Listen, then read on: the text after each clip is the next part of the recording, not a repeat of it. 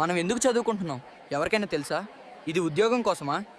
మన అక్క చెల్లెళ్లకు అన్నదమ్ములకు ఉద్యోగాలు లేవు కాబట్టి మనకు కూడా రావు. మనకు రావాల్సిన ఉద్యోగాలను మన నాయకులు ప్రక్క గ్రామాలకు అమ్మేస్తున్నారు, డబ్బు చేసుకుంటున్నారు, మనల్ని ఎక్కడో ఉద్యోగాలు ఎత్తుకోమంటున్నారు. ఉద్యోగాలు సరే, కనీసం చదువుకున్న వాళ్ళకి ఈ ఊర్లో గౌరవ మర్యాదలు ఉన్నాయా? ప్రజలు ఈ దొంగల్నే ఆరాధించి ఓట్లేస్తున్నారు. మనం భరిస్తున్నాం.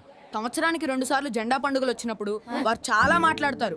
వారు ఎప్పుడైనా సొంత డబ్బుతో పిల్లలకు బహుమతులు ఇచ్చారా? మనం స్ఫూర్తిని ఎలా పొందగలం? మన ఊర్లో చదువుకుని ఉద్యోగాలు చేస్తున్న వాళ్ళు చాలా మంది ఉన్నారు. వాళ్ళ అనుభవాలు చెప్పుకోవడానికి కనీసం వాళ్ళు మాట్లాడడానికి అవకాశం ఇస్తున్నారా? కర్మరా బాబు. ఈ హై స్కూల్ పేరుకే ఉంది, మాకు కనీస సౌకర్యాలు కూడా లేవు. మేము వివిధ రంగాలలో ఎలా రాణించగలం? అందుకే అందరూ దూరం ప్రాంతాలకు చదువుకోవడానికి వెళ్తున్నారు. ఫ్లాగ్ డే నాడు వారు మాట్లాడే మాటలకు అర్థం లేదు. మనకు స్ఫూర్తినిచ్చే, ప్రోత్సహించే, ఉత్సాహపరిచే నాయకులు లేరు. అప్పుడు మనం ఎలా పురోగమిస్తాం? మన భవిష్యత్ కోసం కొత్త నాయకత్వాన్ని ఎన్నుకోవాలి. ఇదే విషయాన్ని అందరూ తల్లిదండ్రులకు చెప్పాలి. యువతకే అందరూ ఓటు వేసేలా మనం చూడాలి.